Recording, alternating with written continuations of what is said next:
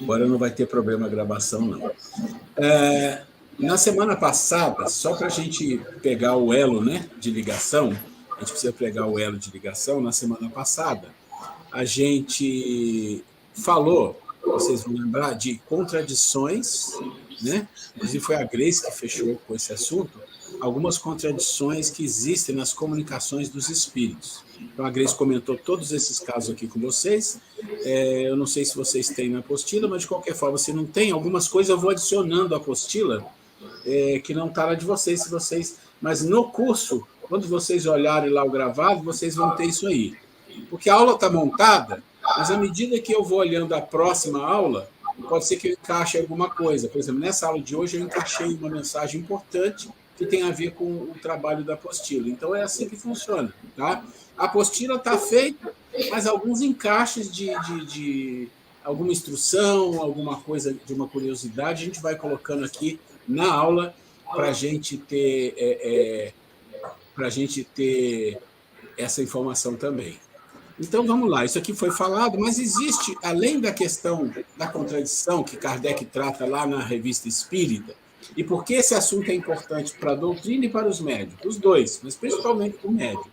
Porque aqui fala em vários pontos, vocês vão ver aí, 1.1, 2, 3, 4, vocês vão observar aí até o 7, que ele coloca algumas questões que nós que somos médios, que vamos ou que estamos participando de uma reunião mediúnica, temos que ter cuidado.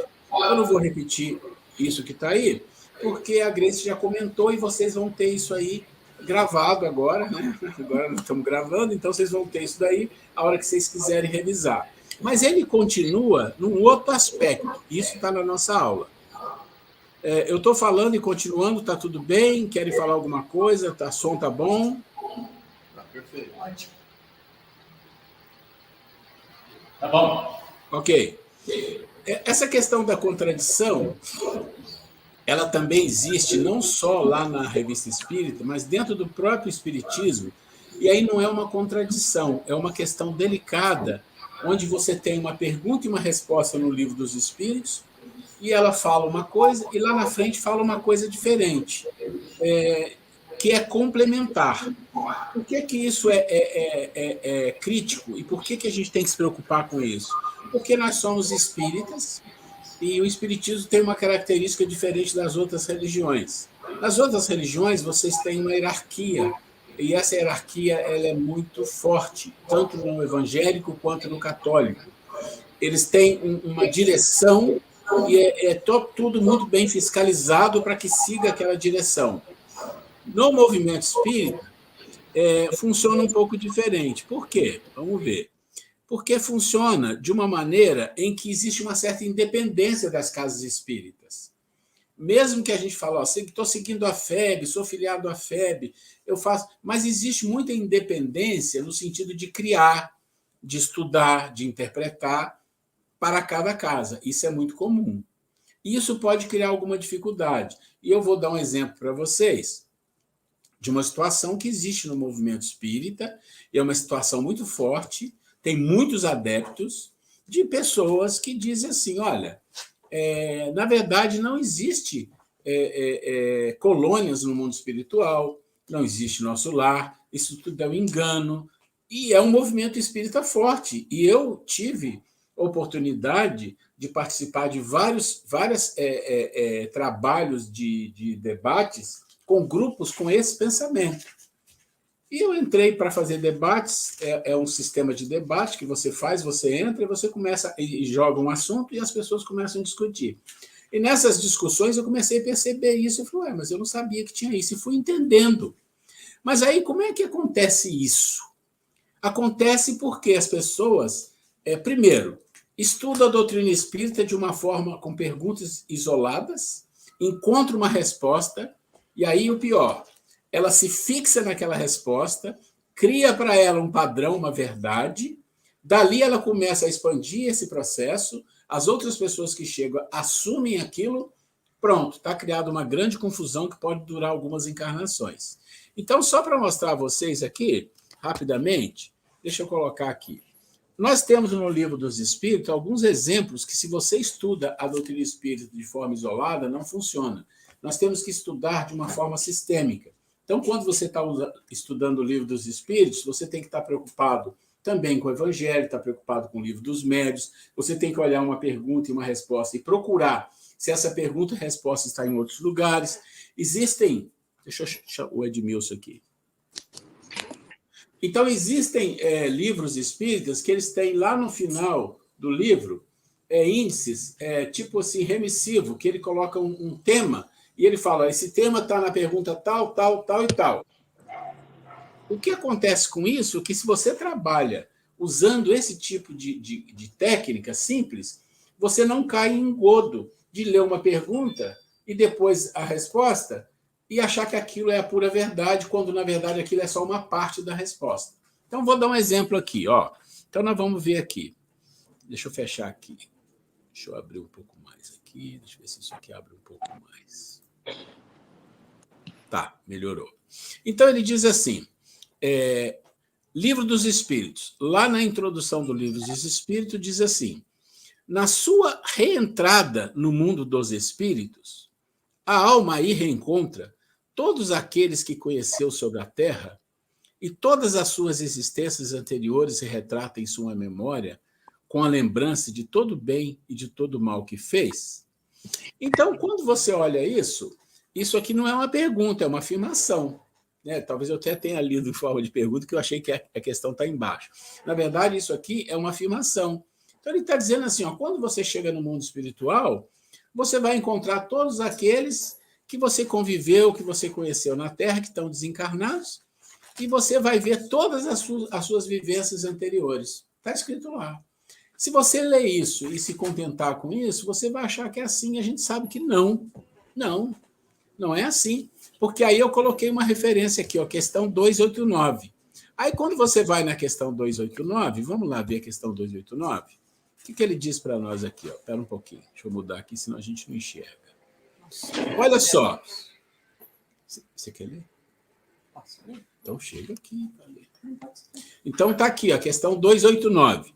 Fala alto aí para a gente. Nossos parentes e amigos costumam vir-nos ao encontro quando deixamos a Terra? Sim, os espíritos vão ao encontro da alma a quem são afeiçoados. Felicitam-na como se regressasse de uma viagem por haver escapado aos perigos da estrada e ajudam-na a desprender-se dos lianos corporais. Até aí, você fala, não está muito diferente daquilo, mas vamos continuar. É uma graça concedida aos bons espíritos. Aos bons espíritos, olha só a diferença. Ou lhes vire ao encontro os que os amam. Ao passo que aquele que se acha maculado permanece em isolamento, ou só tem a rodeá-los os que lhe são semelhantes. É uma punição.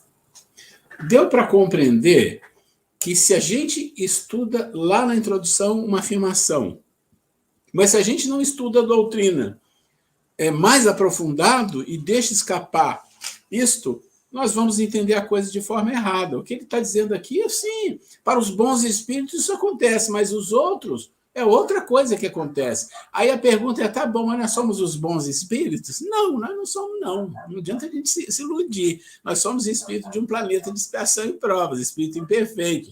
Então a gente vai estar entre uma faixa que são os bons que chegam lá, né? E que vão com uma situação boa, com todo mundo, tudo isso, e aqueles que estão numa situação muito ruim, nós estamos ali no intermédio, mas nesse intermédio podemos passar pelo umbral, podemos ter algumas dificuldades, pode ser que não, cada caso é um caso, mas não dá para confiar quando você lê uma pergunta e uma resposta e não procura outra.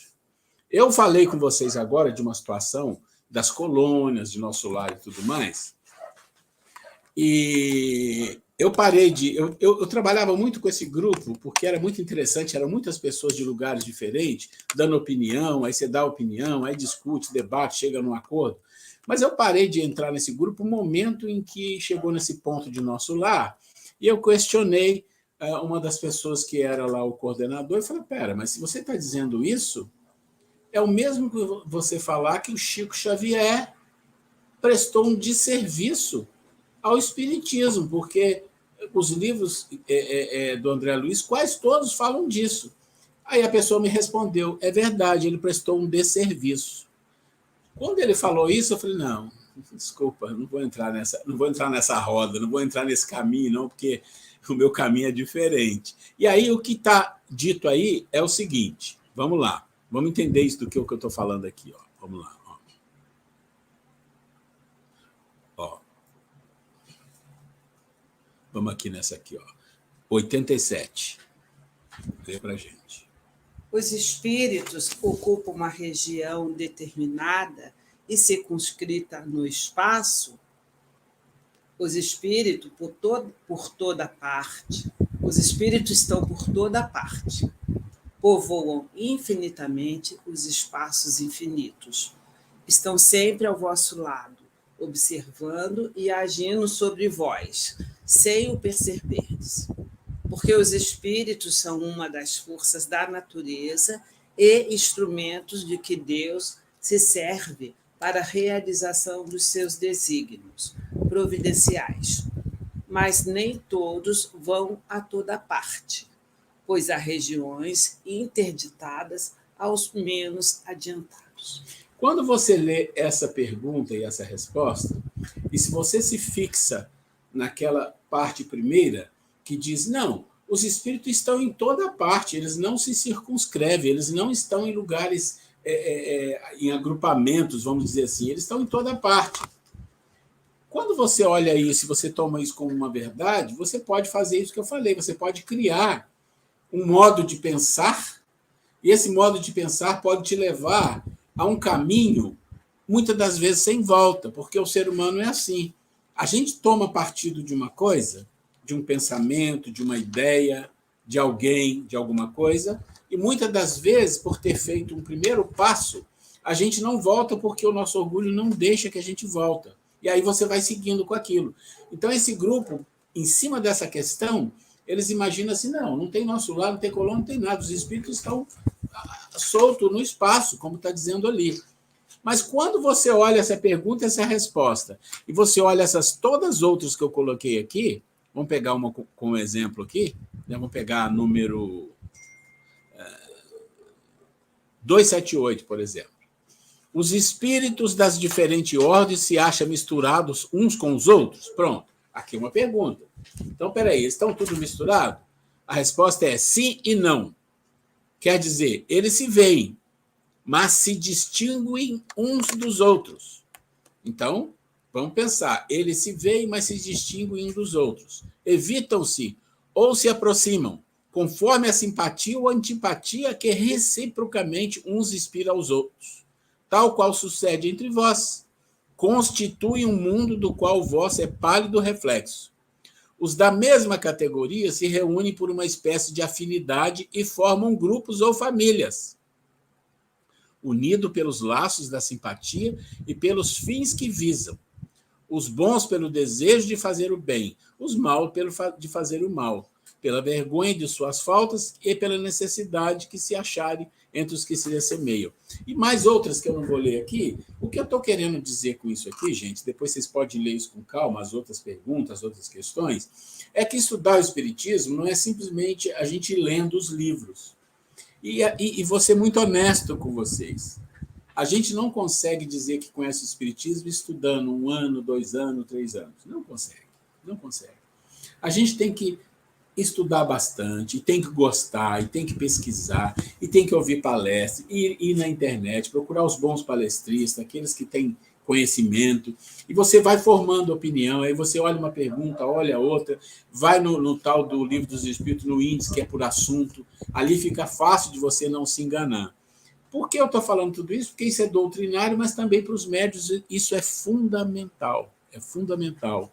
Quando a gente faz uma reunião, recebe uma mensagem, ou um espírito dá alguma orientação, ou dá alguma resposta a alguma pergunta, isso deve ser guardado, ou escrito, ou gravado, o que for, para que a gente analise. Porque se a gente não faz esse mínimo de cuidado, e esse é o cuidado que o Kardec tinha imensamente, nós podemos sim cair em situações muito difíceis de fascinação, de perturbação, de obsessão e muitas outras coisas mais. Alguma questão para a gente seguir?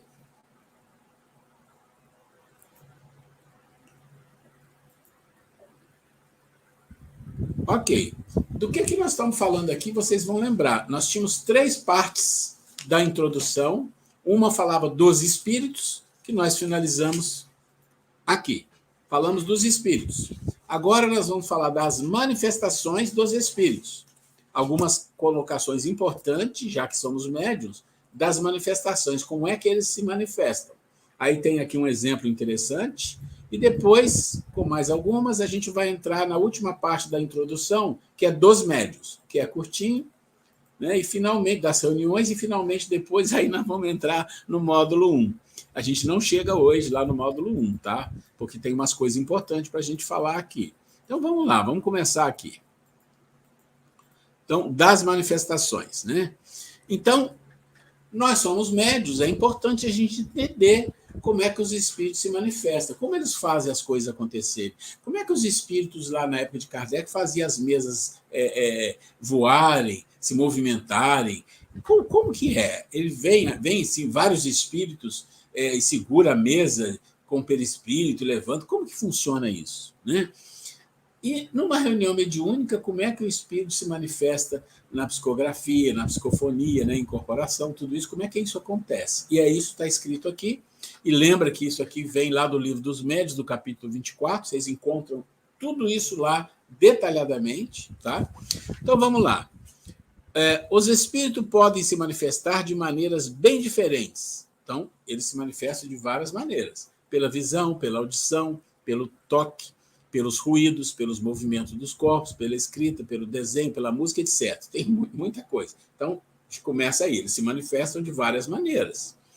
Eles se manifestam por intermédio de pessoas dotadas de uma aptidão especial para cada gênero de manifestação e que distinguem sob o nome de médios. Esse é o nosso beabá, né? Aqui nós estamos falando, nós estamos começando as nossas aulas colocando um beabá, alguma coisa que as pessoas falam. Eu já sei disso há tanto tempo, mas a gente está num processo de aprendizado que vai do início a um processo mais complexo, tá? Então, o que ele está dizendo para nós? Que existe o médium e existe o espírito. O espírito se manifesta através do médium. Tá bom, mas como que ele faz isso? Como que ele faz isso, né? Então, é assim que se distingue os médiuns videntes, falantes, audientes, sensitivos, de efeito físico, desenhistas, tiptólogos, né? Que é o de pancada, meios físicos, escreventes, etc. Então, existem médiuns especializados para cada tipo de comunicação que aquele espírito vai fazer. Isso é o que existe. Então, tem médios que têm várias características. Ele é um médio escrevente, né, que faz psicografia, ele pode ser também, ao mesmo tempo, vidente, ele pode ser um médio de psicofonia, de incorporação. Então, existem médios que têm mais de uma ou duas capacidades, mas, normalmente, ele tem uma ou duas capacidades que é mais realçada. Quando você fala de reunião mediúnica, né, e nós vamos falar depois, nós vamos perceber que, em geral, reuniões de tratamento, de desobsessão e tudo mais, usa-se muito os médios de incorporação e os médios intuitivos para fazer o processo de conversação, mas muitos de incorporação, que os espíritos precisam sentir aquela como eles falam, eu esqueci que fala anímica, né? É o impacto, é o choque anímico. Precisa ter muitos espíritos precisam de um choque anímico, ou seja, ele vem e quando ele faz o processo de incorporação, que na verdade ele não incorpora exatamente, e nós vamos ver depois aqui, perispírito com perispírito, é uma parte que se encaixa na outra, vamos dizer assim, ele recebe um choque anímico do animismo do médium. E, às vezes, isso para ele já ajuda muito no processo de melhora. Então, isso é uma coisa que vai se falar aqui. E ele está dizendo, o fluido que compõe o perispírito penetra todos os corpos e os atravessa como a luz atravessa os corpos transparentes. Nenhuma matéria lhe opõe obstáculo. Então, o que está falando aqui? O nosso corpo físico tem muito obstáculo para ele. Quase toda a matéria é obstáculo para ele, né? Se você quiser atravessar uma parede, você não consegue. Mas se você quiser mergulhar numa piscina, você atravessa a água. Olha que interessante, né? A gente atravessa o ar, tem matéria. Então, ele tem obstáculos e coisas que não são obstáculos. Agora, um perispírito, ele não tem obstáculo da matéria como nós conhecemos. Não tem obstáculo para ele. Então, ele pode entrar numa casa espírita, ele pode entrar na casa de alguém, ele pode andar na rua. Tem 1000 coisas que ele pode fazer que não é problema e que é problema para nós. Claro que isso que nós estamos falando depende de vários fatores, porque o perispírito ele vibra. Então, ele é feito de fluido, né? E ele vibra. E dependendo da vibração do local, ele pode se sentir bem, pode se sentir mal, ele pode ser impedido de entrar numa casa espírita, isso é muito comum. A gente estuda isso muito em livros espíritas, sobre as casas espíritas que são bem protegidas, e elas fazem reuniões. Numa reunião mediúnica existe uma proteção dos mentores, dos protetores, né? Então, ali ele não vai entrar porque ele é bloqueado. E ainda tem um detalhe que a gente tem que entender, e eu estou colocando esses adendos para a gente exatamente não entender o que está escrito aqui literalmente, né? Que ele está dizendo que não tem nenhum obstáculo. Existem muitos desencarnados, uma grande parte dos desencarnados da Terra desencarnam e ficam perambulando ou ficam numa situação difícil no mundo espiritual, porque são muito apegados à matéria. Então, o perispírito é muito grosseiro. A gente não enxerga, mas ele ainda é muito grosseiro para o mundo espiritual. Então, isso é uma coisa importante a gente saber. Bom, aí aqui nós vamos ver de novo, vamos ver mais, deixa eu mudar aqui, senão a gente não consegue colocar aqui. Ok. Não, tem que colocar do lado de cá. Opa, está aqui. O perispírito, embora invisível para nós, né, nós encarnados, no estado normal, não deixa de ser matéria etérea. Então, ele é composto de matéria.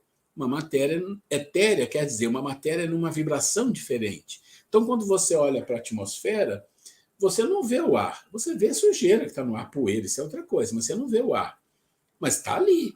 Ali você tem, né? É matéria. E tanto é que se você coloca ar dentro de um pneu, o pneu enche e você anda com toneladas em cima daquilo. A resistência é muito grande. Então, dessa forma, nós não enxergamos os desencarnados, só quando temos a evidência, mas por quê? Eles são imateriais? Não, eles são matéria, mas é uma matéria num outro nível de vibração. O espírito pode, em certos casos, fazê-lo sofrer uma espécie de modificação molecular que o torna visível e mesmo tangível. Assim é que se produzem as aparições. Opa, aqui nós não estamos exatamente falando de vidência, porque eu sou um médium, vamos imaginar, eu sou um médium vidente, eu vou enxergar alguns espíritos, independente dele produzir uma capacidade de aparição. Aqui nós estamos falando daqueles espíritos que eles têm uma condição, é como se ele se materializasse, mudasse a condição molecular e você vê aquele espírito de uma forma. Nós temos os casos do William Crookes, né? Quem nunca viu Fatos, acho que é Fatos e Espíritos, é um livro que ele faz experiência, um grande cientista inglês, lá da época ele já desencarnou há muito tempo, mas ele pertencia à Royal Society Science da Inglaterra, né? E ele é um grande cientista, porque ele descobriu muitas coisas interessantes na ciência, e ele fez experiências sobre materialização, comprovou, mas nós temos também casos de Chico Xavier, e tem muitos outros casos, até atuais, comprovando que os espíritos conseguem, dependendo da situação e do porquê, materializar alguma coisa ou materializar-se e se mostrar para as pessoas. É disso que está falando aqui. Faz uma modificação molecular. Esse fenômeno não é mais extraordinário do que o do vapor, que é invisível quando está mais rarefeito. Que está falando aqui, né? É o vapor de água que você vê, por exemplo, saindo de uma panela, de um bule.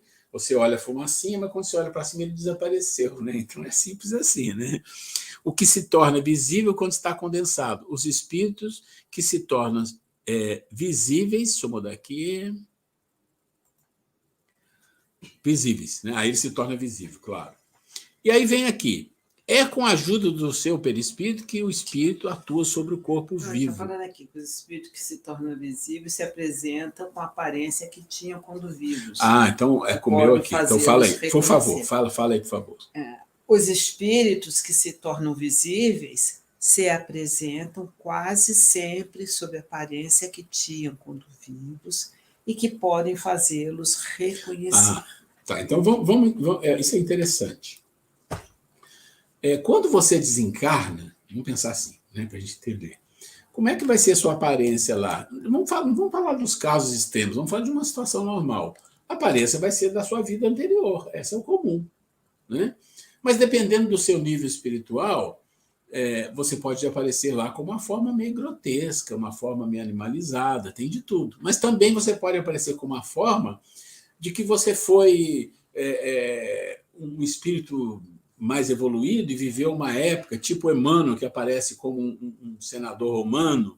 Né? Então, esse tipo de coisa é possível o espírito plasmar. Então, o espírito, dependendo da condição dele, ele pode plasmar uma aparência, inclusive não uma condição superior, uma condição técnica, tá? Isso é uma condição técnica.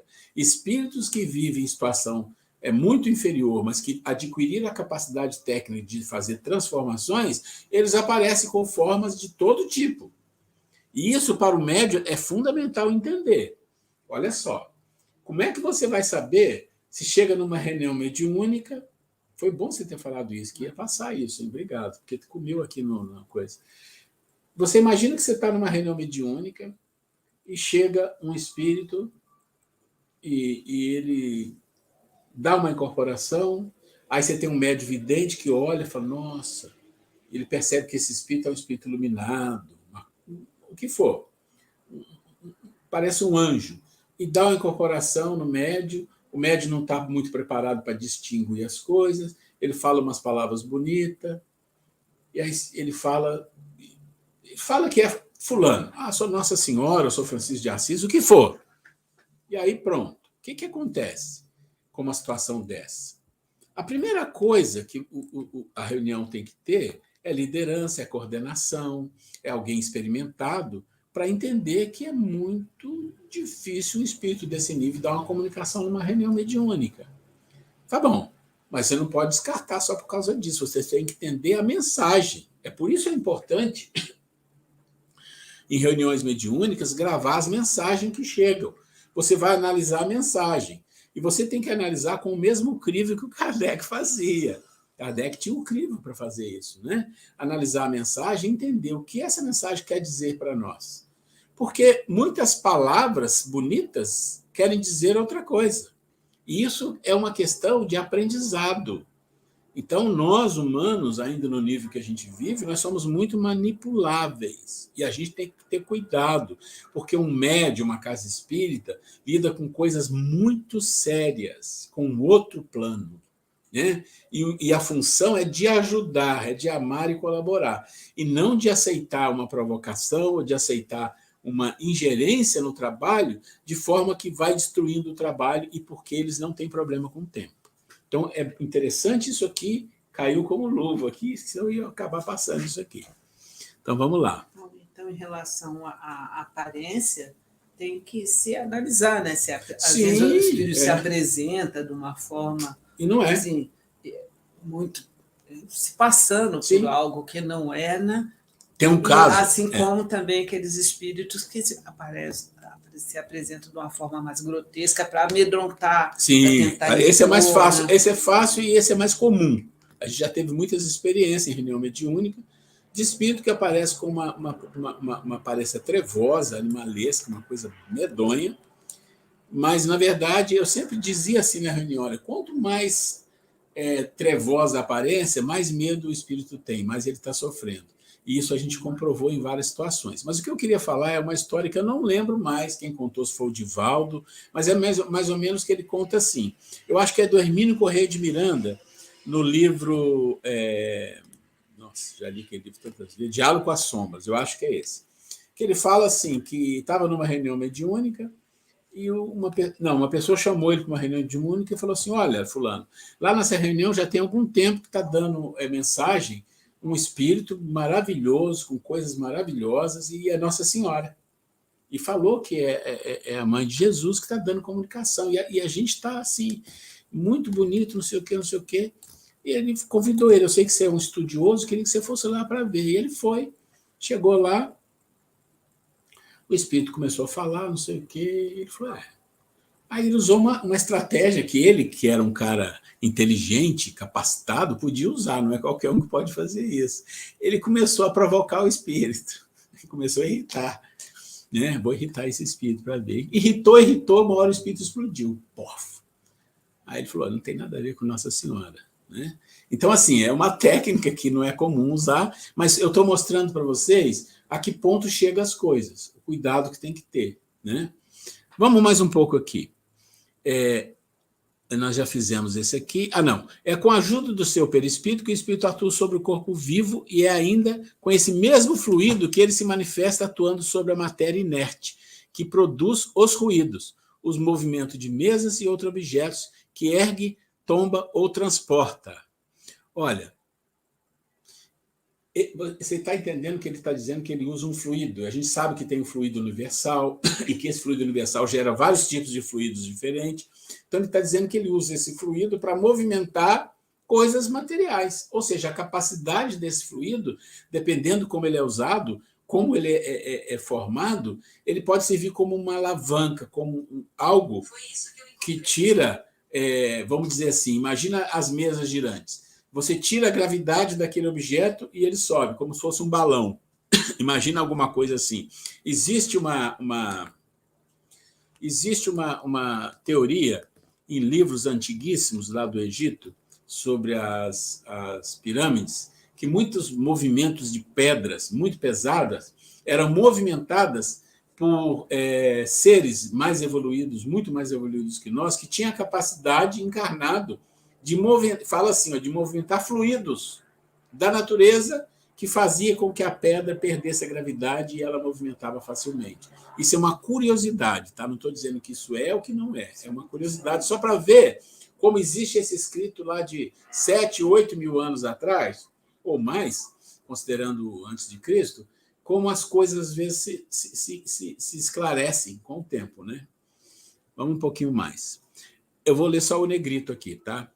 É igualmente com a ajuda do seu perispírito que o espírito faz os médios escreverem, falarem ou desenharem, não tendo mais corpo tangível para atuar ostensivamente. Quando quer se manifestar, ele se serve do corpo do médio de quem empresta os órgãos. Então, aqui, ó, ele não tem corpo físico, né? Ele não tem corpo físico, ele não consegue agir na matéria física, no nível vibracional que nós estamos tendo e percebendo aqui. Então, ele precisa do médium, que através do seu fluido e do seu perispírito, ele atua e faz com que o médium exerça uma ação física na vibração encarnada, escrevendo. Quem já viu as psicografias do Chico, sabe que ele escrevia de forma mecânica e semimecânica, e forma mecânica ele vai escrevendo direto, sem parar, é uma coisa absurda a velocidade. Tem o semimecânico, mas tem o intuitivo, quer dizer, tem de vários tipos. Então, assim, o que ele faz? Ele é como se pegasse o fluido, junto com o fluido do médio, e ele tomasse conta da mão. Então, a mão vai ser comandada. Olha que coisa incrível, gente.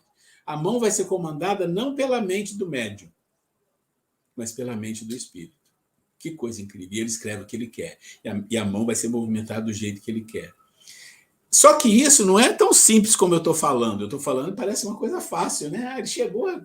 Não. O trabalho do mundo espiritual para exercer. Para exercer. Só um minutinho, gente. Deixa eu só pegar uma água aqui, que eu estou tossindo aqui. O trabalho do mundo espiritual para exercer atividades mediúnicas, vocês não têm ideia. Os livros mostram que são trabalhos de seriedades, de complexidade muito grande. Porque você pensa o seguinte, imagina você é médium. A sua mão, ela não pensa. Ela aceita comandos nervosos. Né? De onde? Do seu corpo. Vem pelos plexos, vem pela mente, então ao seu cérebro, mente, cérebro, tudo isso, espírito, mente, cérebro, manda comandos para sua mão e ela se movimenta. Quando você é um psicólogo, um escrevente, você vai fazer a psicografia, né? O que acontece? E se for mecânico, se for intuitivo, não, que ele vai te intuir a mente e você vai escrever. Mas se for um mecânico, não vou nem falar semimecânico, um mecânico mesmo. O espírito chega, né, coloca ali a interposição dos perispíritos E aí, como o trabalho é um trabalho de mediunidade escrevente mecânica, ele domina completamente a sua mão. É como se... Pensa no anestesista, que quando ele dá anestesia, ele corta a função dos nervos. Imagine que ele chega, ele corta, essa mão aqui agora não vai vir o comando daqui, da cabeça, da mente dessa pessoa que tem a mão, vai vir de mim. Tem noção da complexidade que é isso, da importância que é isso? E mais ainda, da responsabilidade que nós, como médiuns, numa reunião mediúnica, temos para tratar isso. Eu estou dando um exemplo de um escrevente mecânico, mas tem muitas outras coisas. Então, isso é uma coisa bonita, né? Bonita de se ver. Vamos um pouquinho mais aqui. Aqui vem aquele caso que eu falei. Quando a mesa se destaca do solo, aí estamos falando das mesas que flutuavam na época do Kardec, e flutua no espaço, sem ponto de apoio, o espírito não a ergue com força do braço, mas envolve e a penetra com uma espécie de atmosfera fluídica que neutraliza o efeito da gravitação, como o ar o faz para os balões e os papagaios de papel. Gente, olha o que está escrito que eu falei das pirâmides. Uma teoria das pirâmides lá do passado, que muitos blocos não eram movimentados, que eram muito pesados, coisas de toneladas, né? E que tinha espíritos, seres encarnados com um nível evolutivo tal, que ele manipulava esses fluidos e tirava a lei da gravitação daquele material. Isso é muito interessante. Está escrito aqui, né? Vamos lá. Outra coisa importante, a gente fala assim, mas por que numa reunião mediúnica tem que diminuir a luz, ou tem que pôr uma luz tal? O que eles falam assim, não é problema, a luz não é um problema, mas ela passa a ser. Por quê? Porque exatamente, se ali naquele processo de uma reunião mediúnica existe uma complexidade de atividades que a gente nem vê, que envolve fluidos, e que muitos fluidos, se tiver um aspecto muito luminoso, pode criar alguma dificuldade com esse trabalho. Então, por isso, nas reuniões mediúnicas, costuma-se diminuir a luz, ou colocar uma luz com uma cor um pouco mais suave, por várias razões. Mas ele está dizendo aqui, no item 16, né? É a questão de... E aí as pessoas que ele fala, né? As pessoas, quando falam assim, a reunião mediúnica diminui a luz, que é para enganar as pessoas, que é tudo manipulado, como se fosse uma coisa mágica, né? E a gente está dizendo, não é nada disso. É que a gente sabe de coisas que as pessoas não sabem, que existe um processo de trabalho fluídico naquele ambiente e que precisa de não muita iluminação que poderia perturbar. Isso é importante saber. Os espíritos superiores não se ocupam de comunicações inteligentes, senão tendo em vista a nossa instrução. Então, isso é uma coisa importante. Espírito superior, e aí como a gente fala superior aqui, gente, vou pensar, né? Complicado isso, né? Porque quando você fala superior e você vai na hierarquia dos espíritos, o espírito superior está lá em cima. Nós não estamos falando disso. Superior a nós. Né? Superior a nós. Um pouco mais de capacidade, um pouco mais de percepção da vida, o desejo de fazer o bem, tentando ajudar as pessoas. Quer dizer, imagina um espírito assim. Então, o que acontece? Eles, quando vêm falar conosco, vêm para nos instruir, nos ajudar com as coisas relacionadas à vida e o nosso desenvolvimento, a nossa evolução. Eles não se preocupam com as coisas mais materiais. Isso existem outros espíritos que fazem isso, que vamos estudar no decorrer do curso aqui também. E aí você tem... Deixa eu mudar aqui de novo, que aqui já saiu. Aqui. Os espíritos são livres, se manifestam quando querem, a quem lhes convém e também quando podem, porque não tem sempre a possibilidade. Eles não estão às ordens e ao capricho de quem quer que seja, e não é dado a ninguém fazer com que venham contra a sua vontade. Então, isso é importante. Já viu aquela história que o Chico falava? O telefone só toca de lá para cá? E era o Chico, hein?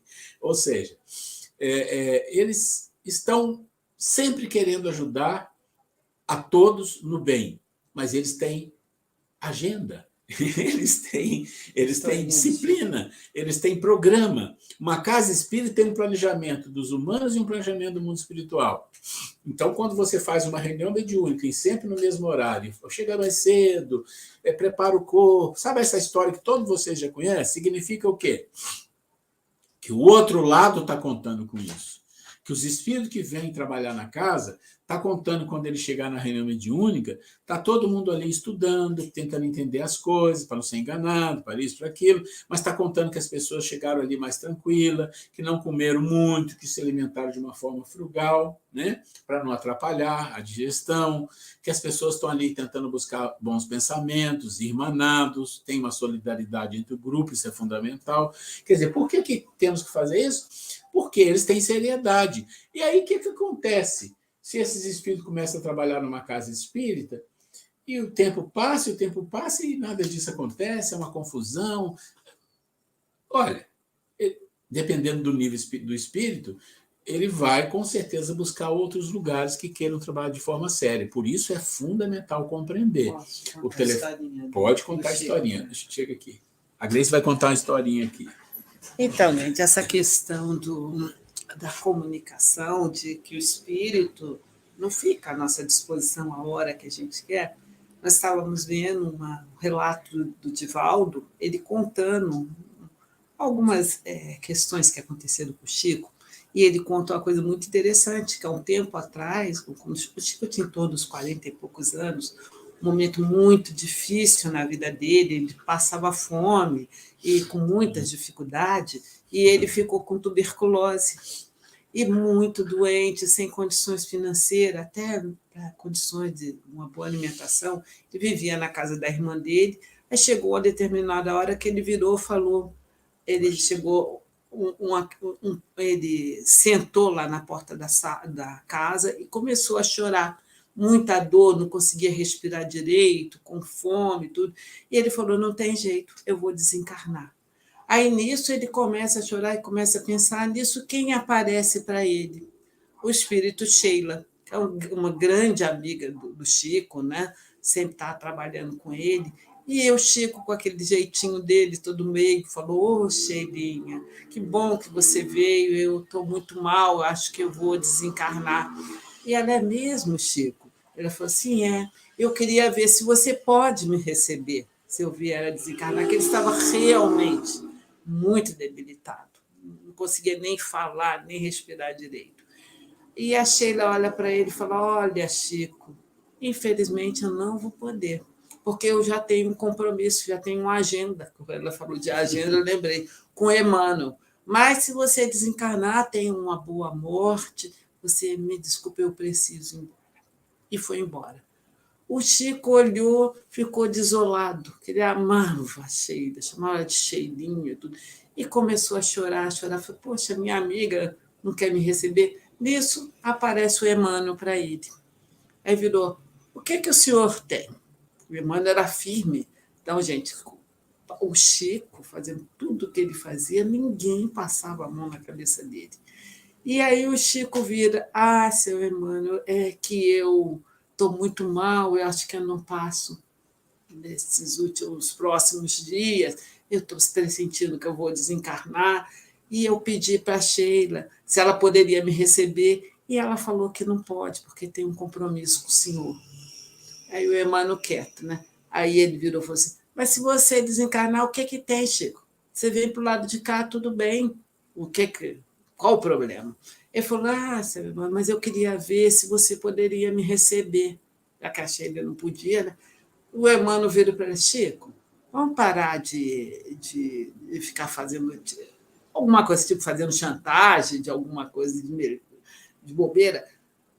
Eu tenho um compromisso, eu estou muito ocupado, não vai dar. Se você desencarnar, boa morte e nos vemos, né, do outro lado. E foi embora. O Chico desabou a chorar, falou assim, eu estou danado mesmo, ninguém quer me receber, nem a Sheila, nem o Emmanuel, ninguém.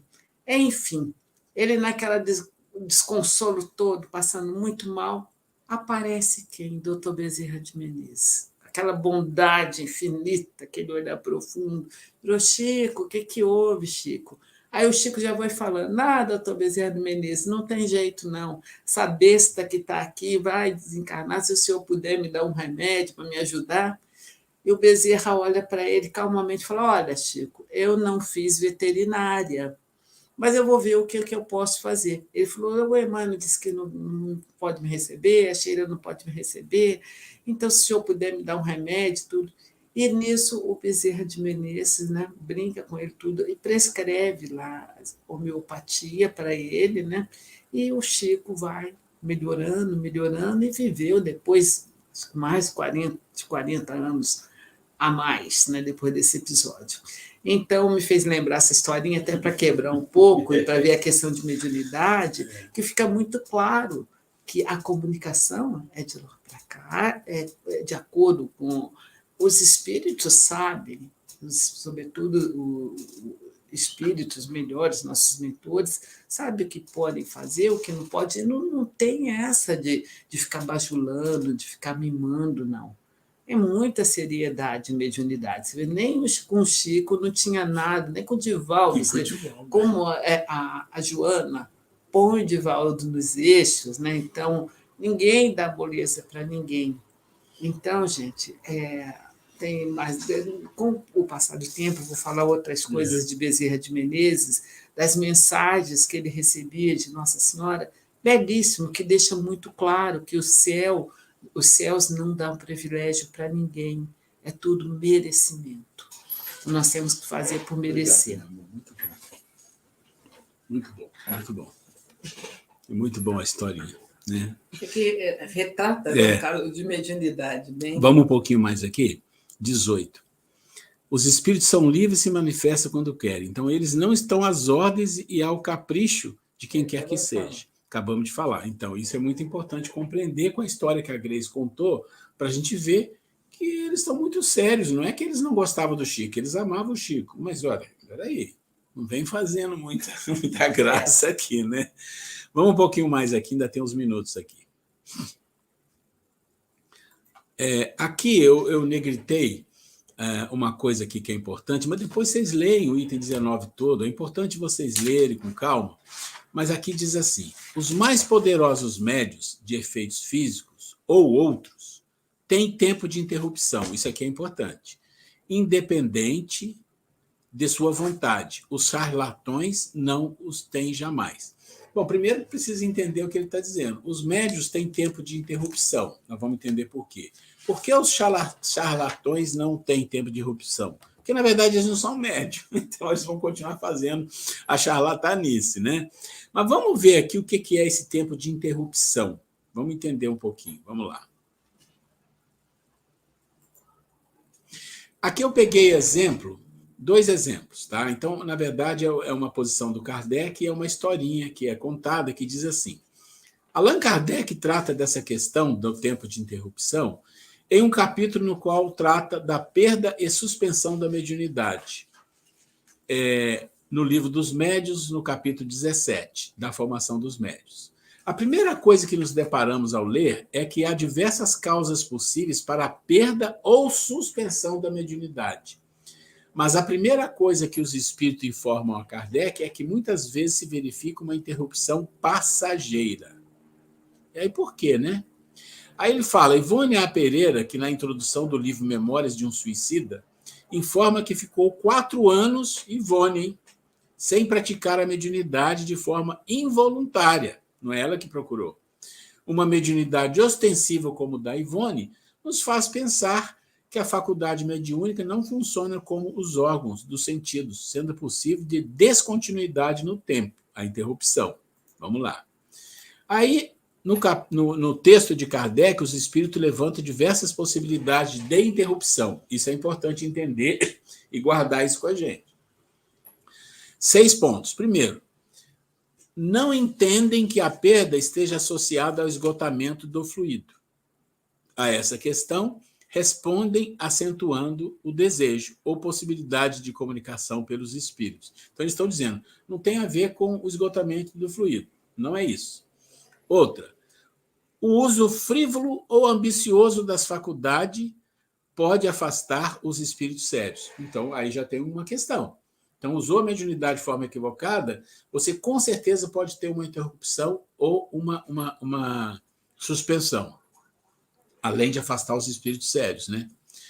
Ao afastar-se, um espírito bom pode privar o meio de sua faculdade, para que entenda que não é algo que se depende apenas dele. Então, quando o espírito sério se afasta, pode acontecer que ele se afaste e o médium continua com a mediunidade e vai fazer as besteiras. Mas pode ser que ele se afaste e retira, né? Retira o processo de mediunidade e o médium fica sem. Para ele entender, cair a ficha, que ele, médium, sem o espírito protetor, sem o espírito sério, não é nada. Então, essa é uma causa.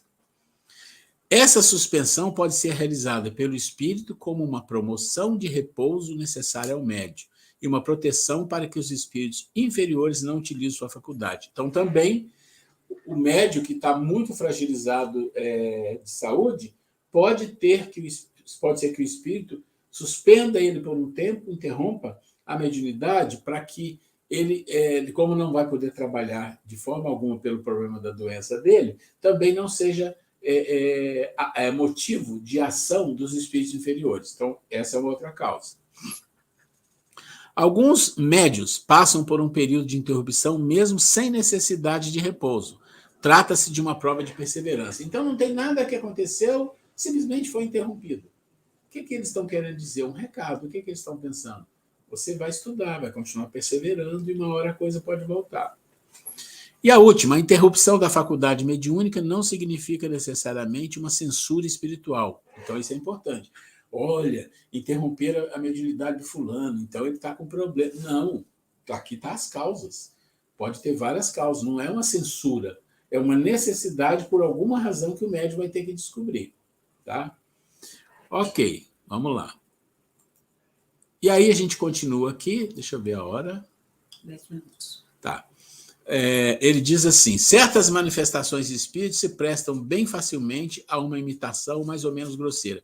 O que eles estão falando aqui na 20, 21 e no 22, gente, eu não vou nem ler tudo, mas basicamente ele está falando daquelas situações que houveram aí muito no século passado, retrasado, na época, um pouco depois da época de Kardec, começaram a aparecer muito predigitador. Ou era assim, tipo mágicos que faziam situações, porque pensa só, estava muito em voga espíritos, comunicar com os espíritos, mesas girantes, tudo isso, depois que passou um tempo, ainda continuou muito em voga.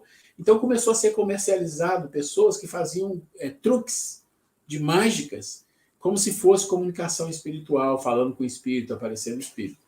E aí, vocês vão ler em casa isso aqui, ele vai mostrando que são coisas facilmente percebidas que não tem nada a ver com o processo de comunicação mediúnica.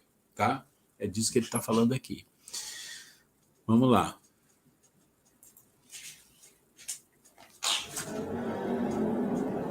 Aqui é muito simples, ele está falando das evocações. Isso é uma coisa interessante, olha. O Kardec, ele recomenda no livro dos médiuns, outros livros, ele fala de evocar os espíritos. Mas se fala de evocar os espíritos, e se os espíritos não estão disponíveis, então como que é essa questão da evocação? Então, em geral, o espiritismo não faz evocação, se coloca à disposição, e às vezes pode fazer uma evocação numa necessidade de uma reunião mediúnica, uma situação difícil, pode pedir ajuda do mentor da casa, do dirigente da reunião espiritual, faz uma evocação pedindo ajuda, tudo bem. Mas as evocações, aqui no geral, você só faz em nome de Deus. Não é evocar Deus, mas você faz em nome de Deus, assim, com a intenção, com um desejo sincero de fazer algo bom. Porque senão você vai ser enganado. Você pode ter certeza que você vai ser enganado. E vou dizer para vocês, mesmo reuniões sérias, que está todo mundo fazendo melhor, de vez em quando aparece uma situação complicada. A gente já viveu situações um pouco complicadas em reuniões mediúnicas, onde se apresenta espírito com toda boa vontade, e depois você vê que não é nada daquilo. Tem que ter muito cuidado com isso. Ok.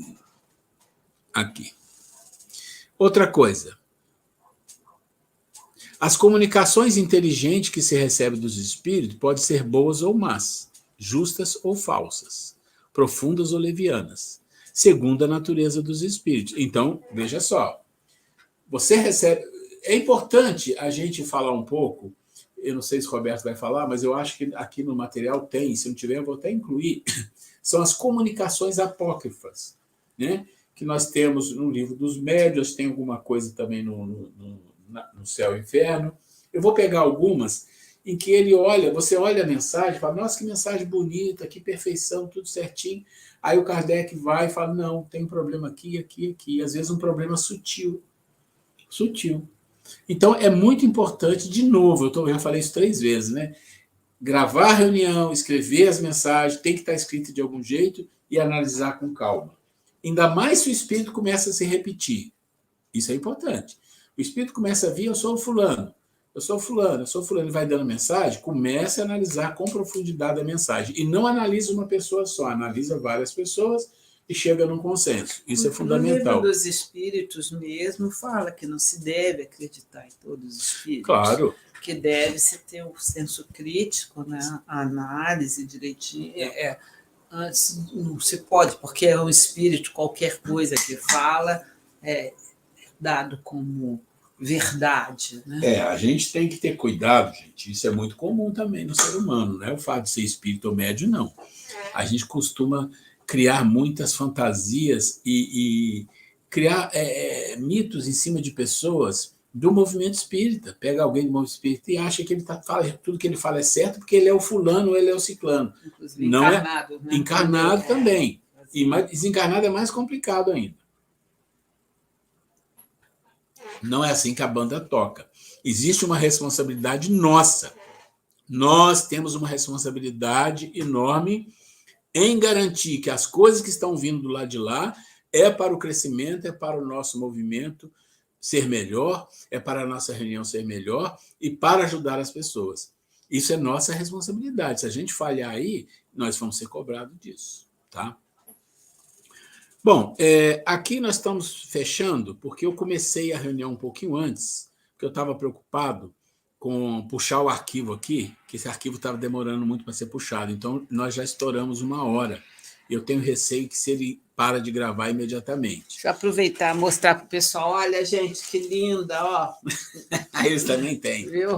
A minha fez minha apostilinha, ó, estou fazendo, vou marcando, grifando com marca-texto, né? Legal que dá para manusear, né? Não tem nem toda hora. Eu tenho acesso ao computador, tudo, mas eu estou adorando a apostilinha, relembrando o tempo de estudante, de ter um livrinho para estudar, né?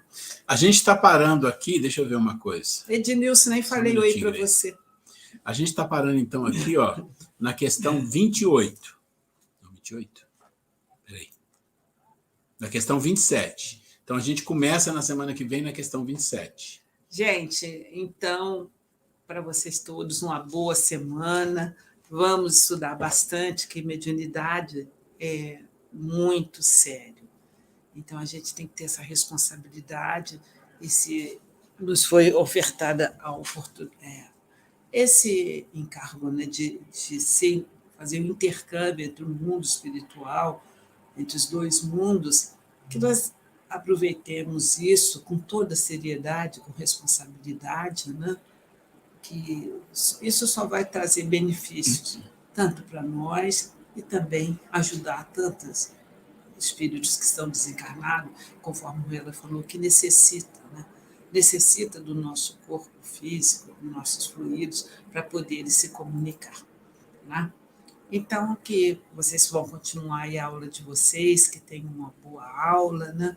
Um abraço a todos. Semana que vem estaremos aqui de novo, se Deus quiser. Muita paz para vocês, muita luz. Alguém quer perguntar alguma coisa? Dá tempo? Não pergunto isso para você. E se algum dia a gente tiver a oportunidade, vamos fazer uma visita aí para vocês, viu? Com certeza. Tem uma aula presencial, né? Ô, Ruela, só a gente vai... Essa semana aí, né, a próxima semana a gente não vai funcionar na próxima terça.